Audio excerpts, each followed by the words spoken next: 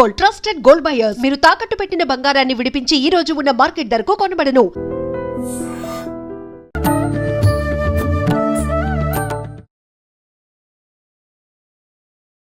నమస్కారం, welcome to I dream. ధర్మ మార్గం విత్ విజిత కార్యక్రమానికి స్వాగతం. ప్రస్తుతం మనతో పాటు ఉన్నారు ప్రముఖ ఆధ్యాత్మికవేత్త ప్రొఫెసర్ సత్యనారాయణ మూర్తి గారు. ఇప్పుడు వారితో మాట్లాడి మరిన్ని విషయాలు తెలుసుకుందాం. నమస్కారం అండి. నమస్కారం మా విజిత. గురుగారు, సాధారణంగా ఇంట్లో లక్ష్మీదేవి చంచలమైన స్వభావం ఇంట్లో నిలబడదు అని అంటూ ఉంటారు ఎక్కువ రోజులు. ఆమె లేదు అంటే ఆటోమేటిక్గా జ్యేష్ఠాదేవి వచ్చేస్తుంది అని అంటూ ఉంటారు.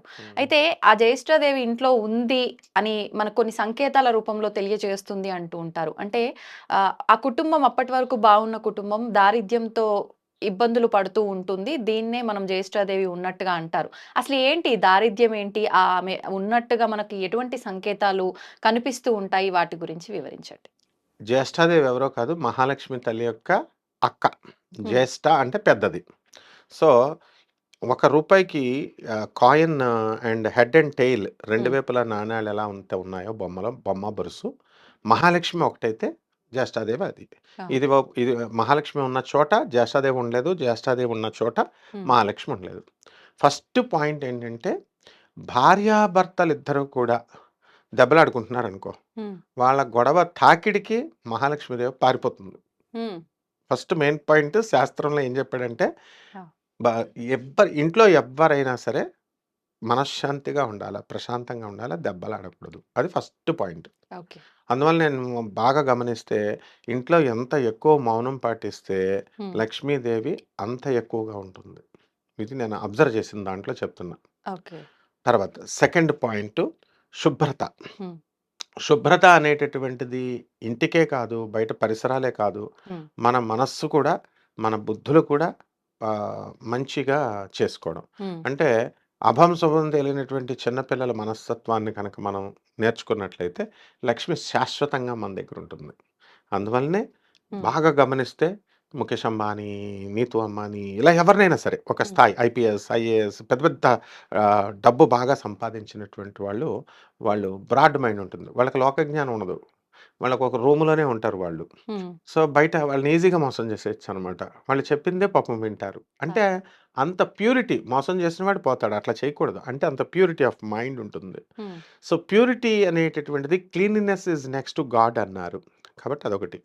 తర్వాత కాళ్ళు ఊపుతూ ఉండేటటువంటి అలవాటు చాలా మందికి ఉంటుంది. పడుకొని కాలు మీద కాలు వేసుకొని కాలు ఊపుతూ ఉంటారు. లేకపోతే కుర్చీలో కూర్చొని కాళ్ళు ఊపుతుంటే పెద్దవాళ్ళు ఏమంటారు, కాళ్ళు ఊపకూడదు అంటారు. ఎందుకని అంటే అది అర్థం కాదు కాబట్టి మనకి మేనమామ డేంజర్ అని కొంతమంది చెప్తారు. ఇట్లా కాళ్ళు ఊపిన చోట జ్యేష్ఠాలక్ష్మి నేను వచ్చేస్తానని చెప్పింది. అంటే శ్రీ మహావిష్ణు మగవారైనా ఆడవారైనా ఎవరైనా దరిద్రం వచ్చేస్తుంది. అండ్ నెక్స్ట్ ఎప్పుడు కూడా ఈ వెంటిలేషన్ బాగా ఉండాల, లైట్ ఎక్కువ ఉండాల. జ్యేష్ఠాదేవికి ఏంటి, చీకటి గదుల్లో ఉంటుంది ఆమె. చీకటి మనస్తత్వాలు, చీకటి వ్యవహారాల్లో జ్యేష్ఠాదేవి వచ్చేస్తుంది. అందుకనే ఇల్లు ఎప్పుడు కూడా, ఎప్పుడు అపార్ట్మెంట్ కల్చర్ వచ్చి చీకటిగా ఉంటుంది కదా, అలా ఉండకూడదు. వీలున్నంత వరకు వెంటిలేషన్, లైట్లు. సో అంటే సూర్యకాంతి పడే వెలుతురు రావాలా, లైట్లు ఉన్నా పర్లేదు అంటారా? లైట్లున్నా పర్లేదు. మొత్తం మీద వెంటిలేషన్, సూర్యకాంతి అయితే శ్రేష్టం కదా. అదొకటి. అంటే చీకటిగా ఉండకూడదు. ఆ జ్యేష్ఠాదేవి ఎప్పుడైతే చీకటిగా ఉంటుందో, అందుకనే ప్రతిరోజు కూడా మనం దీపారాధన చేయాలి అన్నాం. ఏ ఇల్లు అయితే దేవుళ్ళు నువ్వు పెట్టుకున్నా పెట్టుకోకపోయినా కూడా దీపారాధన ఏ రోజైతే మనం చేయమో కంటిన్యూస్గా, అక్కడ దరిద్ర దేవత తిష్ట వేసుకుంటూ ఉంటుంది. అందువల్లనే ఎవరైతే మన ఇళ్లలో చనిపోతారో పెద్దలు, ఆ చనిపోయినప్పుడు 1 ఇయర్ దాకా, 6 నెలల దాకా, 3 నెలల దాకా ఒక్కొక్క చెడ్డ నక్షత్రంలో చనిపోయినప్పుడు వదిలేస్తాం కదా.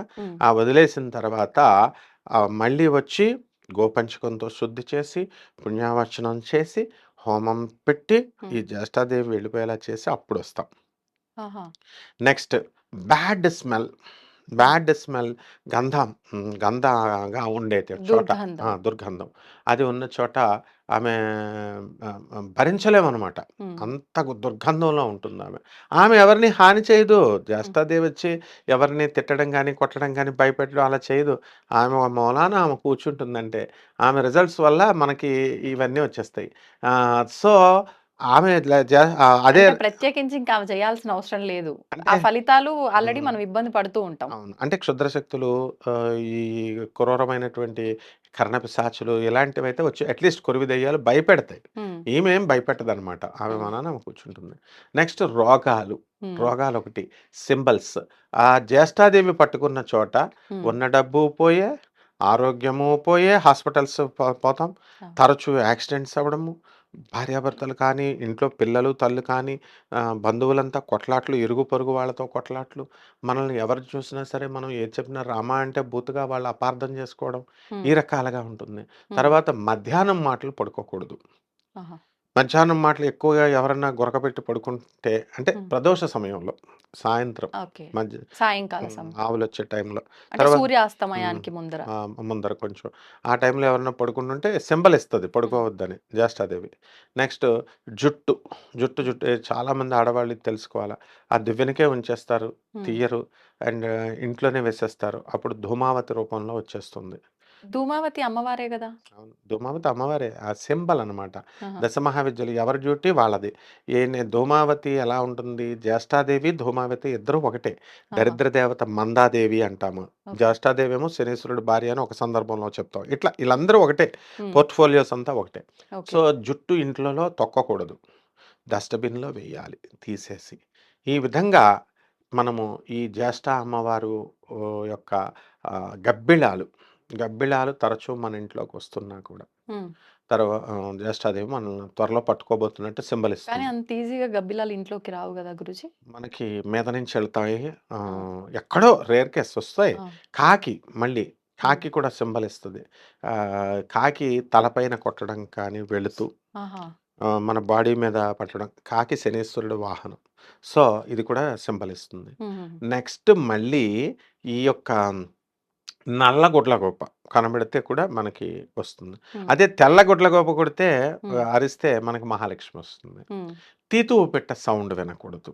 ఆహా! ఈ రకంగా మనం చేసుకుంటే ఈ అంటే ఇటువంటి సంకేతాలుంటే ఇంట్లో జ్యేష్ఠాదేవి ఉన్నట్టు. డెఫినిట్‌గా మరి వచ్చేస్తుంది. ఈవిడున్న చోట లక్ష్మీదేవి ఉండదన్నారు. ఉండదు. ఈవిడ్ని పంపించి ఆవిడని ఆహ్వానించాలంటే ఏదైనా మంత్రం గాని, ఆరాధన గాని ఉందంటారా?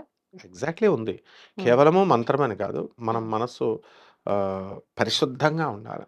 ఆ! అంటే ఇప్పుడు cleanliness in thoughts, cleanliness in what we say in every our action.